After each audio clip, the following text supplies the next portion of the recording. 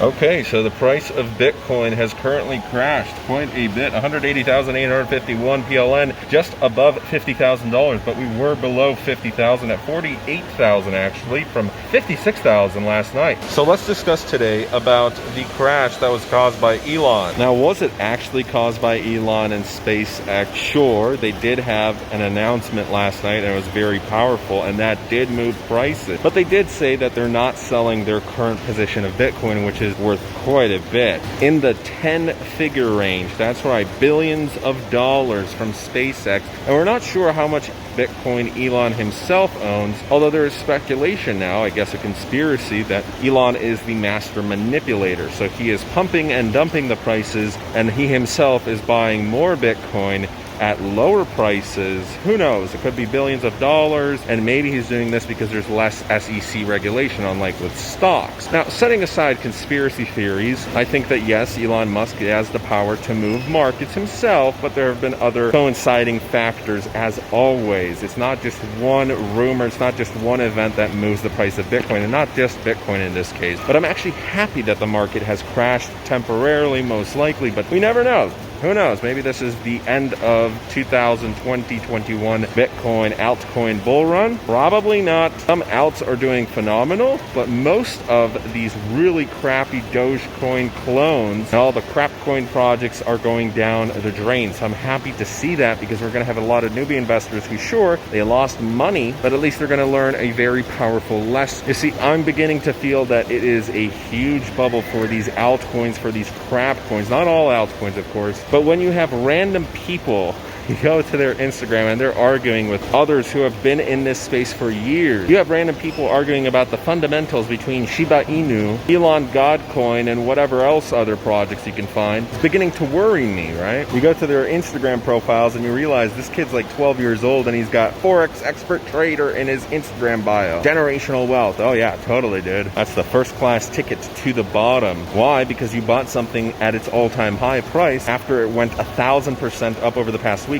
and over 32% up over the past month. Shiba Inu speaking about that. We had Vitalik Buterin dump a lot of his bad coins last night. Why? Because developers of these projects thought they could get free marketing because, hey, we sent a bunch of our tokens to Vitalik. Look at that. He's supporting our project, and it would pump up the price. Well, Vitalik dumped on them, proved them wrong. And he also donated the money, so it's not like he just profited off of that. So he killed two birds with one stone. Very, very good for him. With Elon Musk, maybe he is getting rich off of this news, but I think we deserve this as well. It's been kind of coming up. If you're a long timer in the cryptocurrency space, you probably felt it already. You have random kids coming up and they're thinking they're the next cryptocurrency expert, right? So they're not. The reason I warn a lot of people is because I lost myself over 6 figures back in 2018 after a lot of crap coin projects failed. It would suck to see many other individuals lose even more than I did. To be quite honest, I lost a lot, but I could have lost even more had I chosen even riskier projects. The projects that I chose were very risky, but they sure as heck weren't as risky as these super low market cap coins that are suddenly popping up with random clone names to them. We don't even know who the developers are. They're the only ones getting rich, and maybe a few extra lucky investors who jumped on them very quickly. I mean, look at this. This is just a brand new project that popped up. We're seeing hundreds of these. So Tesla stopped accepting Bitcoin for their Tesla purchases, and this is weird because they gave the reason that, oh yeah, due to the environmental impact of cryptocurrency, obviously through the mining and the energy consumption, it is rather large. But when you compare it to, for example, you're going to have, let's just play devil's advocate here, you're going to have on one side people say, well, Tesla needs to do this because they're trying to save the planet, it's a green car, yeah, emissions free, electric. That's the whole point of a Tesla, you see, because they got batteries, lithium batteries. Oh wait, look up lithium battery minefields out in the desert. You've got these huge fields where they're mining for lithium.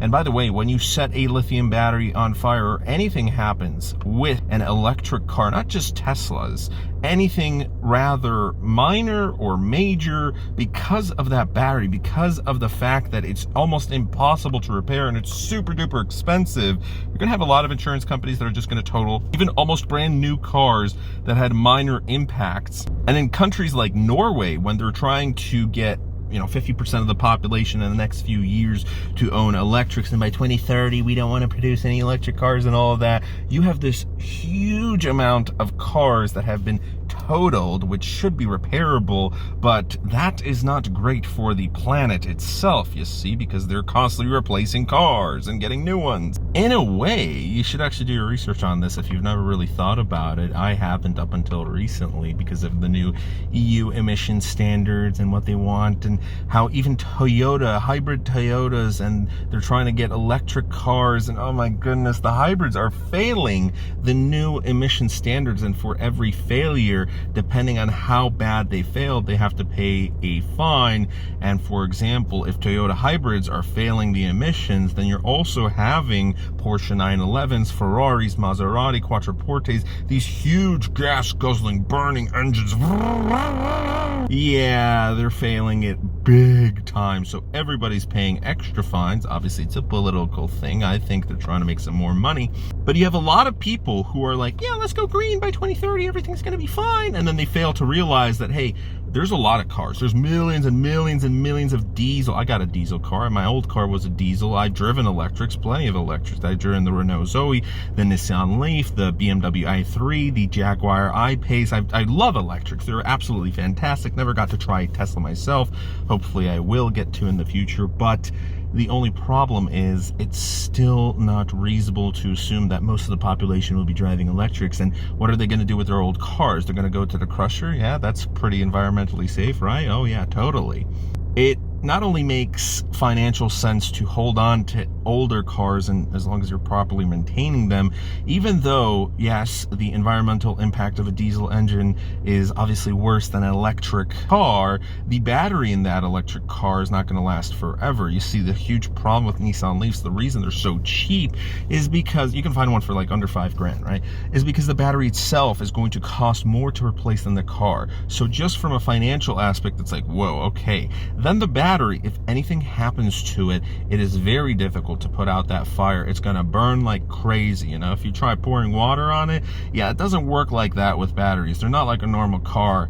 You're going to require huge amounts of water. So there was a Tesla burning in Texas recently, like 30,000 liters or even more of water just to get a control on that thing. So it's not great financially speaking, the production of these batteries. I think over time, yes, it's going to get better. It's going to take a long time to figure that out, though. There's a lot of emissions from the production of lithium batteries, and in the future where there's going to be a better, more reliable source to create these batteries, and they're going to have longer range, and everything's going to be a lot more cheaper for the consumer. Yes, it's going to be better, but it's just weird to me that that's the reason, Tesla's like, oh yeah, we did our research. No, you didn't. Either you didn't do your research, or Elon already knew about this, as obviously I think he did, because who wouldn't do their research if they're a multi-billionaire? And his entire team, every one of these engineers probably knows about this and the environmental impact. I think they're going to find and use other altcoins, but they could have used Ethereum from the very start, so I don't understand why they did this and why they're making it political, I guess. Maybe there was a lot of backlash from somebody. Maybe someone else is pulling the strings on this. But either way, the prices have fallen down. Ethereum is now back below $4,000. Its all-time high was $4,400. BNB is doing all right. It's stable above 600. And Bitcoin, it did go back above $50,000. But a lot of these crap projects have lost 50, 40, 30% in just a matter of a few hours. Now, a lot of people are getting out of them, and that's probably a good thing. So looking at the long term, hopefully these top projects are able to stay, the crap coins disappear, and everything's going to get better. But that's today's video. Thanks so much for watching. Have a good one. See you tomorrow.